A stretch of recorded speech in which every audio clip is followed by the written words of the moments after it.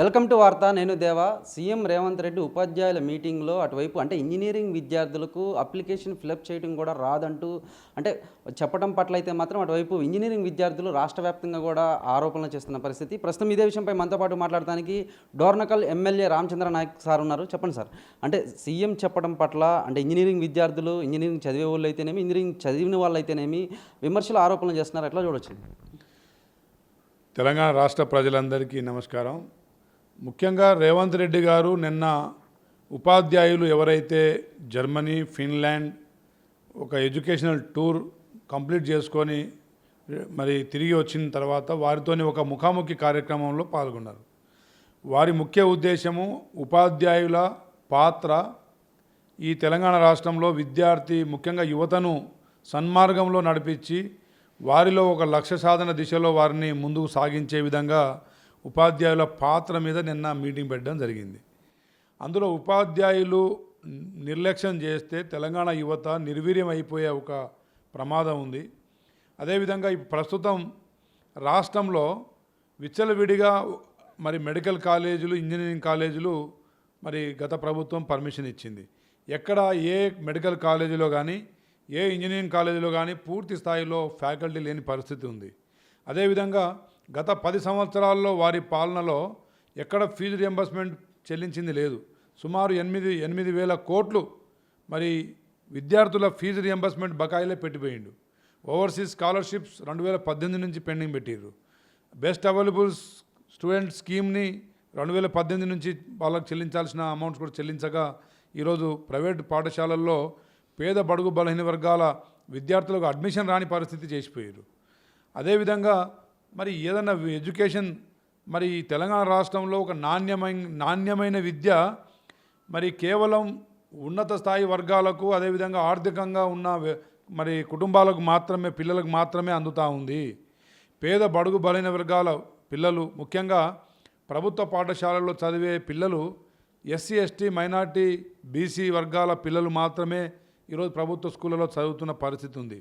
ఎవరైతే ఆర్థికంగా వెసులుబాటు మరి లేని వాళ్ళే పిల్లలే ప్రభుత్వ పాఠశాలలో చదువుతున్నప్పుడు ఆ ప్రభుత్వ పాఠశాలలో చదివే విద్యార్థి రేపు భవిష్యత్తు పోటీని అందుకోవాలి. భవిష్యత్తులో పోటీ మరి ఇప్పుడు అంటే హైదరాబాద్లో చదువుతున్న కాన్వెంట్ స్కూల్లో చదువుతున్న విద్యార్థులకు పోటీ పడే విధంగా తయారు కావాలి అనే ఉద్దేశంతో ముఖ్యమంత్రి గారు ఉపాధ్యాయులను ఉద్దేశించి మాట్లాడిన మాటలవి.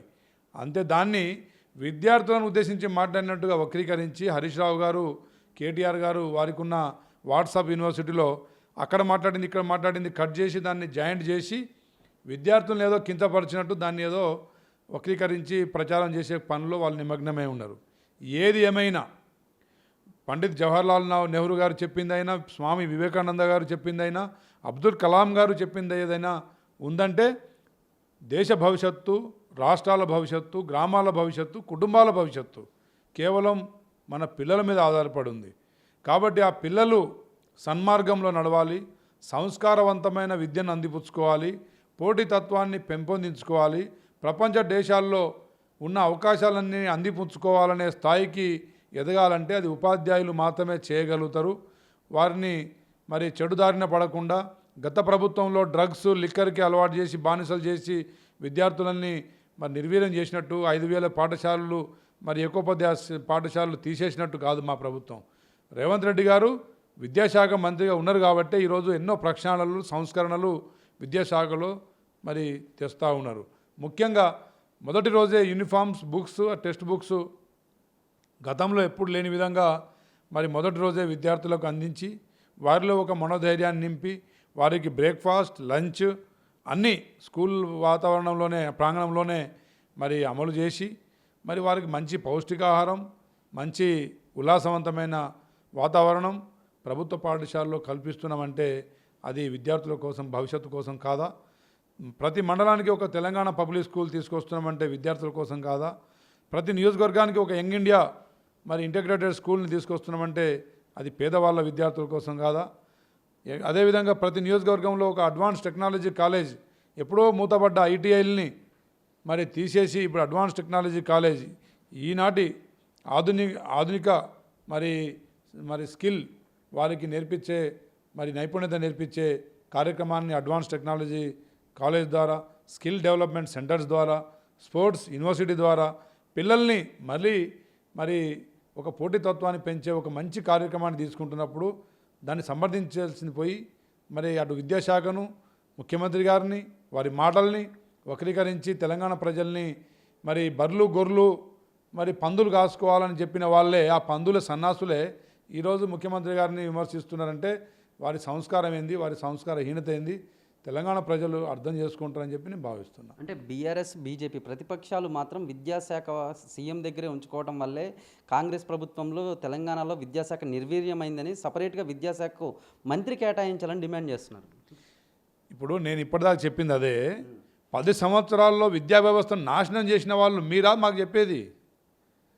10 సంవత్సరాల్లో మీరు ఫీజు రియంబర్స్మెంట్ చేయని వాళ్ళు, బెస్ట్ అవైలబుల్ స్కూల్స్లో పిల్లలకు పేమెంట్ చేయని వాళ్ళు, ఓవర్సీస్ స్కాలర్షిప్స్ 2018 నుంచి పెండింగ్ పెట్టిన వాళ్ళు, పిల్లలకి ఏనాడు యూనిఫామ్ కానీ బుక్స్లు కానీ అందించని వాళ్ళు, టీచర్ల పదోన్నతి చేయని వాళ్ళు, టీచర్లకు బదిలీలు చేయని చేతగాని వాళ్ళు, పరీక్షలు నిర్వహించకుండా లీకేజీల మీద లీకేజీలు, పేపర్ అమ్ముకున్న దుర్మార్గులు వాళ్ళ మాకు చెప్పేది.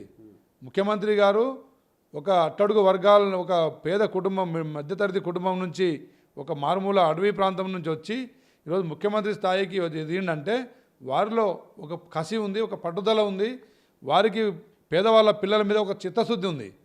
వారి మీద చిత్తశుద్ధి ఉంది కాబట్టి వారి మీద ఈరోజు మరి వారికి పౌష్టికాహారాన్ని అందించే కార్యక్రమం, 40% మెస్ ఛార్జీలు, 200% కాస్మెటిక్ ఛార్జీలు పెంచి, అదేవిధంగా పక్కా భవనాలు కట్టించే కార్యక్రమం, అదేవిధంగా skill development centres, university, sports university, మరి Telangana public schools, young India schools, advance technology college, institutes, ఇన్ని సంస్కరణలు ఎవరి వాళ్ళ ఇందా?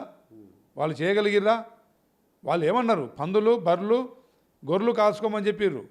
అంటే మళ్ళీ పేదవాళ్ళ పిల్లల్ని కులవృత్తుల వైపు మళ్ళీ ఇద్దామనే ఒక కుట్రం చేసిర్రు. 5,000 తండాల్లో, అటవీ ప్రాంతాల్లో ఉన్న గూడాల్లో ఉన్న ఏకోపాధ్యాయ పాఠశాలను బంద్ చేసిరంటే పేదవాడిని విద్యకు దూరం చేసినట్టు కాదా? అలాంటి దుర్మార్గపు ఆలోచన చేసిన దుర్మార్గులే ఈరోజు దయ్యాలు వేదాలు వల్లించినట్టు ఏదో మాగునీతులు చెప్పబోతే ఎట్లా అండి? ఫైనల్గా డోర్నకల్ నియోజకవర్గానికి సంబంధించి అభివృద్ధి పథకాల గురించి అయితేనేమి, అక్కడ ఉన్నటువంటి సమస్యలపై ఏం చెప్తారు నియోజకవర్గ ఎమ్మెల్యే? డోర్నకల్ నియోజకవర్గానికి కూడా మరి 23లో ప్రజలందరూ ఆశీర్వదించి గెలిపిస్తే డోర్నకల్కి ఈరోజు అడ్వాన్స్ టెక్నాలజీ కాలేజ్ డోర్నకల్ అమ్మపాలెంలో, అదేవిధంగా కందికొండ అయ్యగారిపల్లి మధ్యలో ఒక యంగ్ ఇండియా ఇంటిగ్రేటెడ్ పాఠశాల, మరిపెడలో మున్సిపల్ కోర్టు, అదేవిధంగా 100 పడకల ఆసుపత్రి, సీరోలు నర్సింహులపేటలో 2 ప్రైమరీ హెల్త్ సెంటర్స్, అదేవిధంగా నర్సింహులపేట జడ్పీ స్కూల్ని మరి తెలంగాణ పబ్లిక్ స్కూల్గా మార్చే ఒక అభివృద్ధి కార్యక్రమాలు నేను తీసుకోవడం జరిగింది. ముఖ్యమంత్రి గారి ఆశీస్సులతోని తప్పకుండా వచ్చే ఎన్నికల్లోపే ఇవి పూర్తి చేసి ప్రజలకు నాణ్యమైన విద్య, వైద్యం, అదేవిధంగా వ్యవసాయ రంగాన్ని పెంపొందించే విధంగా ఇంకా లాజిస్టిక్ పార్క్ కూడా డిమాండ్ చేస్తూ ఉన్నాం. ముఖ్యమంత్రి గారు దాని మీద కొంత మరి డిపిఏ అంటే సర్వే చేస్తూ ఉన్నారు. తప్పకుండా భవిష్యత్తులో డోర్నకల్ని అభివృద్ధి పదంలో తెలంగాణలో ముందు నడిపించే కార్యక్రమం తీసుకుంటాం. Thank you. చూశారు కదా, మొత్తం మీద కనుక మనం చూసుకున్నట్లయితే ఈ కాంగ్రెస్ ప్రభుత్వంలోనే విద్యాశాఖకు ఒక మార్పు తీసుకువచ్చారని, కాంగ్రెస్ ప్రభుత్వంలోనే విద్యార్థులకైతేనేమి ఉపాధ్యాయులకైతేనేమి న్యాయం జరుగుతుందని, గత ప్రభుత్వం బీఆర్ఎస్ ప్రభుత్వంలో విద్యాశాఖ పూర్తిగా నిర్వీర్యమైందని, ఇకపై కూడా మరీ ముఖ్యంగా తెలంగాణలో విద్యాశాఖకు సంబంధించి సీఎం రేవంత్ రెడ్డి సమూల మార్పులు తీసుకొచ్చి విద్యార్థుల భవిష్యత్తును తీర్చిదిద్దుతారని అయితే మాత్రం డోర్నకల్ ఎమ్మెల్యే రామచంద్ర నాయక్ చెప్పుకొచ్చారు. కార్తీక్తో దేవా వార్త, హైదరాబాద్.